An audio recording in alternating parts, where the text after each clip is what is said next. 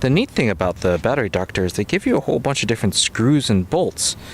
And what that means is with this piece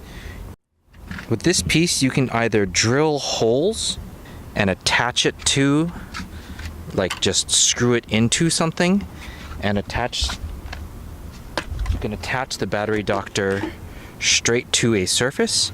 You can drill holes in the frame and bolt it in place with the nuts, or you can use this, which is what I'm going to try to do today, this L bracket, and attach it straight to the battery itself, and it holds it to the bracket. So the back of the battery doctor has that hole there, and that fits in one of these grooves that you can set right there.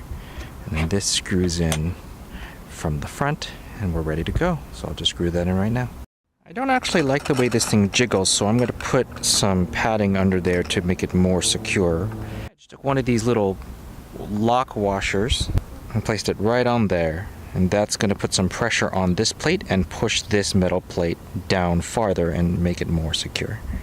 And no more rattling. Now to install it.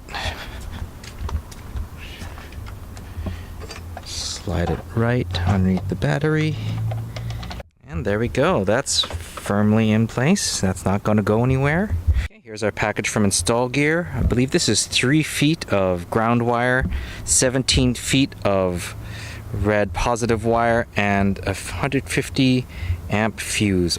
Okay, so far it took a long time, but we're running this positive cable through here, and there is a little rubber grommet that runs through the car and out a hole over there for the electrical that runs to this, which is the fuse box.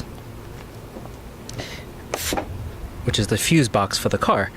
So what we did is we ran it parallel to that cable along the side here, and we're going to attach it to the battery isolator here right now. Okay, we're running it through here and down under here.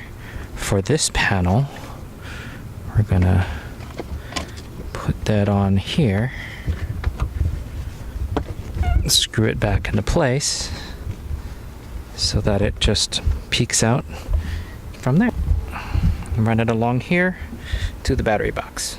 Okay, here we go. Run it underneath these little cable clips.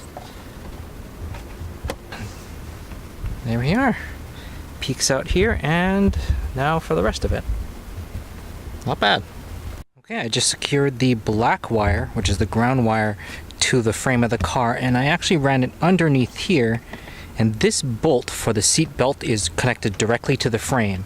And a lot of people use this as a ground wire because you don't want the seat belt to fly off in a crash. You want it bolted to the strongest part of the car, which is the frame.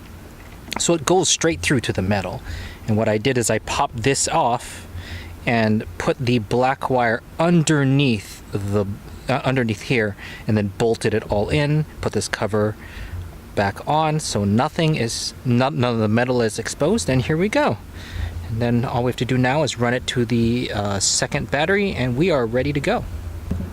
Now we're going to connect the wires to this 150 amp fuse, this side, and run this side to the battery, and then we can work on the rest of the electrical.